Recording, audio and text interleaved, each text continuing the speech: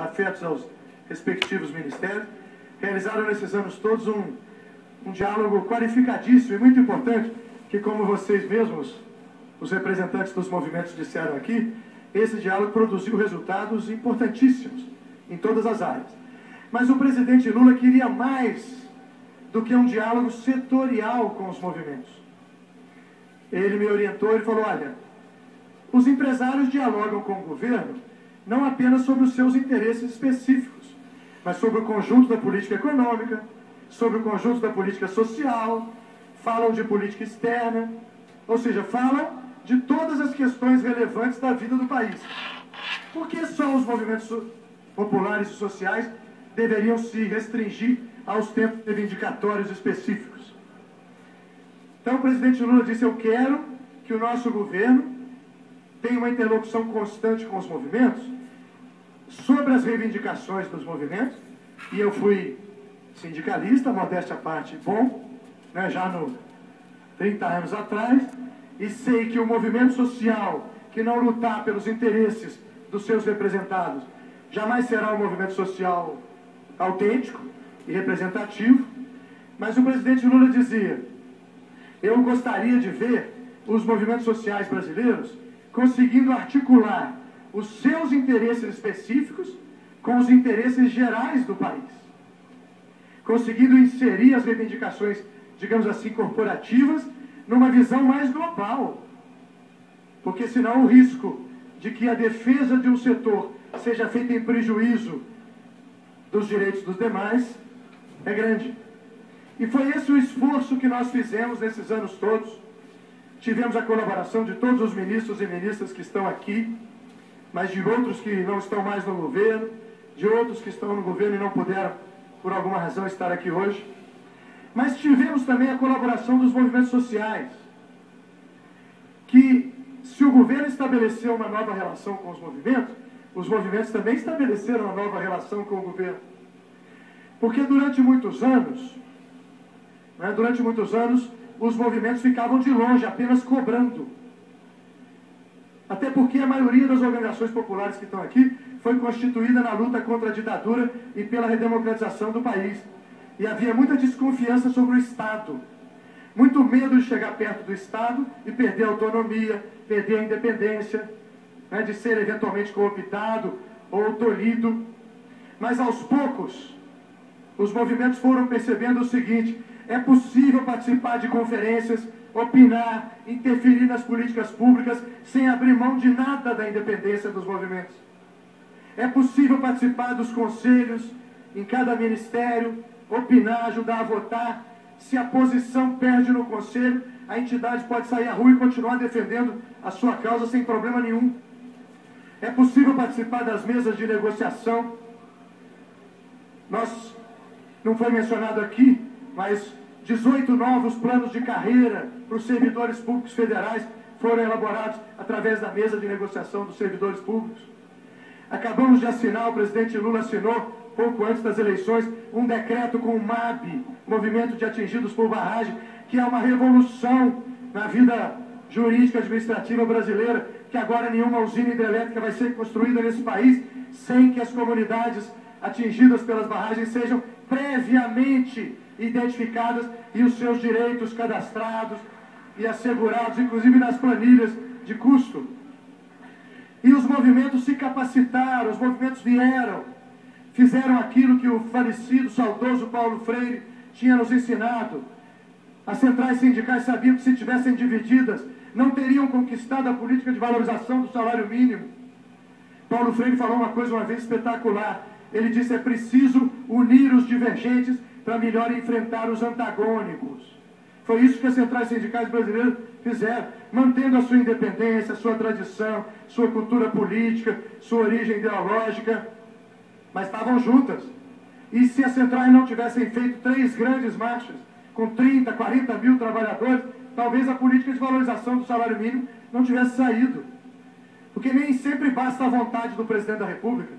Se não tiver respaldo, às vezes os adversários conseguem neutralizar a vontade política do governante, por mais legítimo que ele seja e por mais compromisso que ele tenha com as classes populares. Então, o que nós fizemos nesse período foi renovar a cultura política brasileira. A democracia participativa hoje é um método de governo. Nenhuma decisão importante é tomada nesse país pelo governo federal sem ouvir os movimentos sociais. O PAC, os movimentos sociais foram lá conversar com a Dilma, antes do PAC ser decidido e ser lançado. O Minha Casa Minha Vida, está aqui o Saulo, que não me deixa mentir, a Bartira, os companheiros do movimento, participaram da discussão. E eu me lembro da presidente eleita, hoje presidente eleita, então ministra, dizendo: ô Dulce, eu não conhecia esses setores, mas eles não só entendem do assunto, como o que eles estão falando é justo e nós vamos incorporar. Porque os movimentos sociais também aprenderam a não apenas reclamar, propor, sugerir, apresentar proposta, interferir, disputar os rumos das políticas públicas. E isso aconteceu, inclusive, em relação a políticas econômicas. Eu me lembro bem, em 2005, quando esse espaço aqui estava lotado, e o pessoal dizendo: mexeu com Lula, mexeu comigo, mas o documento que foi entregue pelos movimentos pedia redução da taxa de juros, redução do superávit primário. Os movimentos perceberam que não só podiam, como deviam apoiar o bom e reivindicar a mudança do que considerassem menos positivo, menos adequado.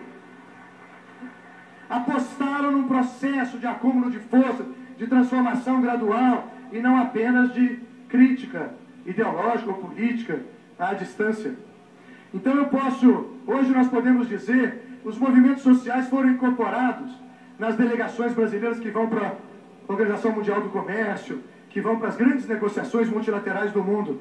E o ministro Celso Amorim, quando eu reivindiquei dele que o movimento sindical e os movimentos sociais fossem incorporados na delegação brasileira, porque os empresários já tinham representantes, sempre tiveram, o que é bom.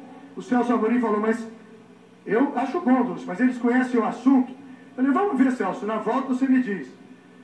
E foi do mundo das ONGs, e o Celso me falou quando voltou: ô Dulce, dessa qualidade, se eu puder levar para o Itamaraty e ficar trabalhando comigo no gabinete, eu levo. Porque o movimento sindical brasileiro tem cultura política, tem opinião sobre as políticas públicas, tem uma contribuição a dar sobre os rumos do país. Ele não é apenas pelo avesso, embora às vezes as coisas ruins tenham que ser negadas, mas as coisas positivas têm que ser afirmadas.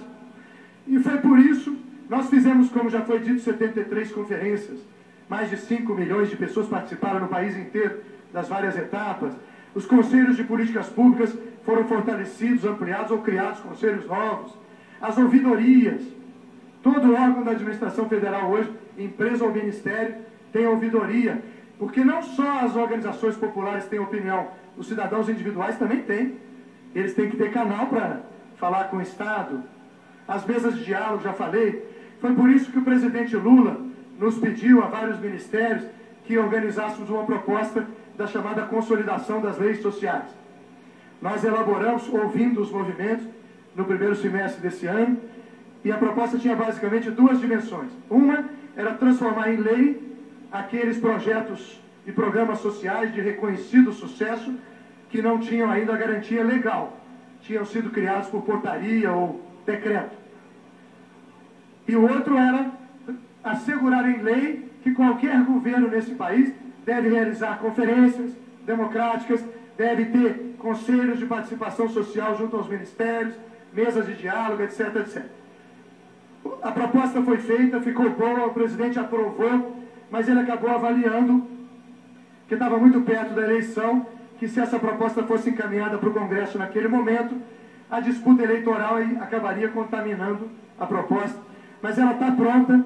Eu acredito que o presidente Lula vai passar para a próxima presidente Dilma, e é importante que a gente garanta por lei os canais de participação. É muito importante. Já foi dito aqui que muitas conquistas foram obtidas nesse período que vieram dos movimentos e o Estado acolheu. Eu não vou fazer lista de conquistas, mas a Lei Maria da Penha, por exemplo, está aqui a nossa grande ministra Nilceia Freire. A Lei Maria da Penha é a revolução no direito penal brasileiro, transforma em crime a violência contra a mulher. Isso nasceu nas conferências, passou no Conselho e o governo acabou. O Estatuto da Igualdade Racial, que estava parado há 10 anos no Congresso Nacional, e as conferências, o Conselho, né? o Pronaf, o Alberto Brock falou, em 2002 eram 2 bilhões e 500 milhões de reais só para financiar a agricultura familiar, agora já são 15 bilhões ou mais. E nós poderíamos citar em todas as demais áreas, eu não quero ficar aqui repetindo. Por que precisa transformar em lei?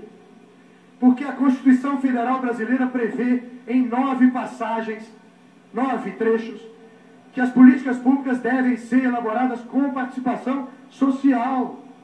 Não é para enfraquecer o legislativo, não. A Constituição diz que o legislativo também deve fazer audiência pública, projeto de lei de iniciativa popular. Então isso foi um salto na história política do Brasil. O executivo e o legislativo só têm a ganhar com a participação das organizações populares na elaboração das políticas públicas. Vai diminuir a alienação dos cidadãos, vai diminuir essa negação conservadora da política. O presidente Lula disse uma vez, ninguém valoriza aquilo que não ajudou a construir. A sociedade vai valorizar mais a democracia se ela participar mais da vida democrática, não só nos períodos eleitorais, mas também no cotidiano das decisões do Executivo, do Legislativo e até do Judiciário. Eu queria...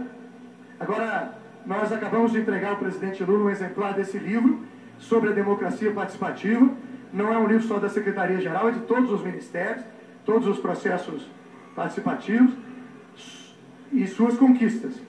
E eu queria agradecer a todas as pessoas que tornaram possível a realização desse livro, e foram muitas, na pessoa da pesquisadora e grande amiga nossa, Marina Espínola, que eu não sei onde está, porque aqui tem muita gente, é muito sim. Quanto mais gente, melhor no caso desse. E a todo mundo que ajudou a fazer esse livro.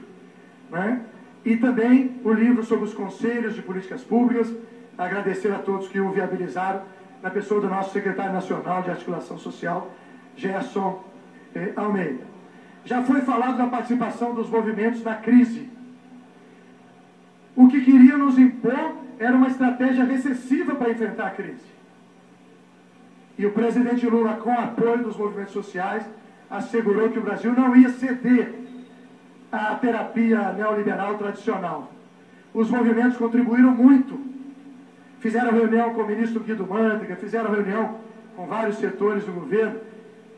O desfecho da crise talvez não fosse o mesmo sem a contribuição, e não foi só contribuição reivindicatória, não, foi de elaboração de propostas, apresentação de alternativas. O famoso programa do crédito consignado foi uma ideia dos movimentos sociais e do presidente Lula numa conversa que tiveram em conjunto. Então eu queria encerrar dizendo que o Brasil não pode retroceder nesse particular. Os movimentos sociais não podem voltar a ser apenas sujeitos reivindicatórios setoriais. Tem que continuar sendo cada vez mais interlocutores políticos do Estado brasileiro sobre a estratégia de desenvolvimento do país. Da mesma maneira que acontece com os empresários e com todos os setores. E tem condição para isso, tem contribuição a dar, tem inteligência crítica. Vários de nós, inclusive, ajudamos a fundar e a construir movimentos sociais que estão aqui representados. No meu caso, que também estou saindo do governo, espero voltar com muita honra a partir de 2 de janeiro à sociedade civil brasileira, onde eu comecei a minha militância no movimento sindical no final dos anos 70. Então eu queria dizer que não é um ato burocrático, retórico, e não é apenas despedida do presidente Lula, não.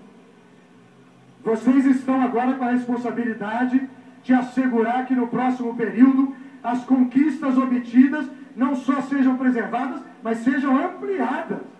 É essa a responsabilidade política e moral dos movimentos sociais brasileiros. Vocês precisam fazer, se me permitem terminar aqui com uma palavra que eu vi, acho que é um verso de uma canção do Gonzaguinha. No que diz respeito à democracia participativa, no que diz respeito à relação movimento social-Estado, Gonzaguinha disse: se muito vale o já feito, mais vale o que será. Muito obrigado a todos e parabéns.